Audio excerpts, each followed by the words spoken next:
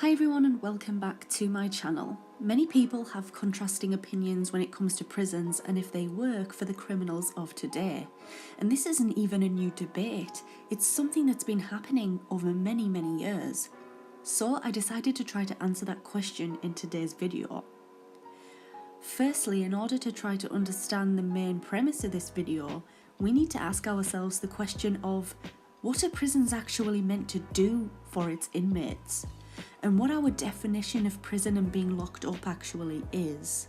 Because depending on what our definition and perceived meaning of prison is, it makes our thoughts and opinions change. It contributes to deciding for ourselves if the prison system is actually working or not. I think the first things that come to mind about prisons and their purposes is the fact that prisons are meant to be a place where criminals learn from their mistakes, deal with the consequences of their crimes, and of course, help protect society from those who are deemed to be dangerous to not just themselves, but to others as well. And I think in that respect of protecting the general public, that's where the system does things quite well. Because of course we do need to section off those who are committing crimes, especially the horrendous crimes like rape and murder. So is prison more of a holding place for criminals to rot away, or is it more of a rehabilitation centre for troubled people? I think at the present moment in time it's more than basically just a place where criminals go to rot away. They are left and forgotten about to many people, and if they are going to reoffend, then it just gets into a mean cycle of committing a crime, going to prison, not really learning anything, and then coming out of prison just to reoffend. Prison can be reconstructed into a place that is the best of both of those worlds. Maybe the prison system fails in terms of providing those in prison a chance to rebuild their lives. I think that criminals placed behind bars should have more compulsory rules put on them in terms of not just being able to work within the prison, but also doing things that could help them understand why they have committed that particular crime, why is it bad, and even perhaps more therapy sessions should be introduced within prisons.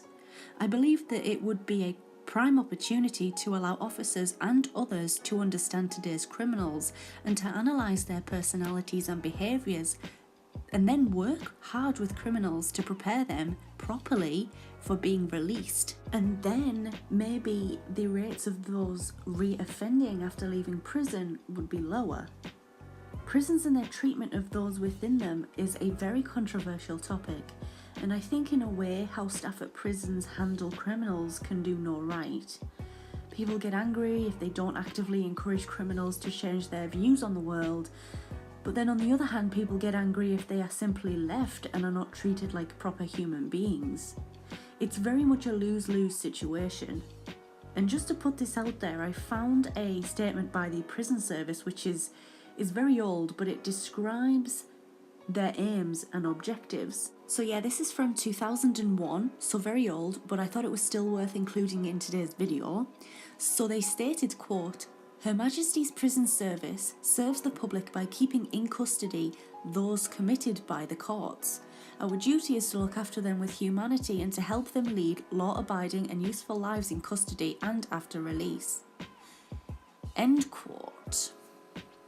Issue is, firstly, I don't think that prisons are doing enough to help those who are newly released from jail and are struggling, just to get back to the normal, everyday way of life outside of prison. For some, the newfound freedom really does tend to get to their heads a little bit, and to be honest, it can be quite overwhelming for some criminals, especially if you've been locked up for quite some time. Secondly, we have to bear in mind that many of those who are sentenced to time in jail do not serve their full sentences. Someone could get 10 years, for example, for murder, but they are more than likely only going to serve around half of that time. Prison is quite clearly very selective in who it works for, who it helps, and I did read quite a few really interesting articles on this topic which expressed many different views. Let's look briefly into Alfred George Hines and his story. He was sentenced to 12 years of imprisonment after taking part in a robbery and became a well-known character in the prison community, often being nicknamed as Houdini. Between the years of 1917 and 1991, he actually broke out of high security prisons 3 separate times, and on his third and final escape he actually managed to avoid the police for 2 years. Now, if we look at how well prisons could be working for those types of criminals, no. The prisons clearly do not work for those kinds of people. Also, let's talk about Adolf Hitler really quick and how he was treated whilst he was in Landsberg prison. He reportedly had quite a comfortable time whilst he was locked away. So why was he treated so well compared to other prisoners? Prison has writhed and changed over the centuries, including its stance on hard labour for those in prison. Before it was completely abolished here in England back in 1948, it was compulsory for prisoners to undertake tough labour like building roads, turn a crank or walk on a treadmill for punishments. It would be interesting if we could see just how many people reoffended after having that kind of experience in prison. I definitely agree that education can give someone a fantastic start in life, and it can open their minds, hearts and eyes to the world around them and the different ways of life.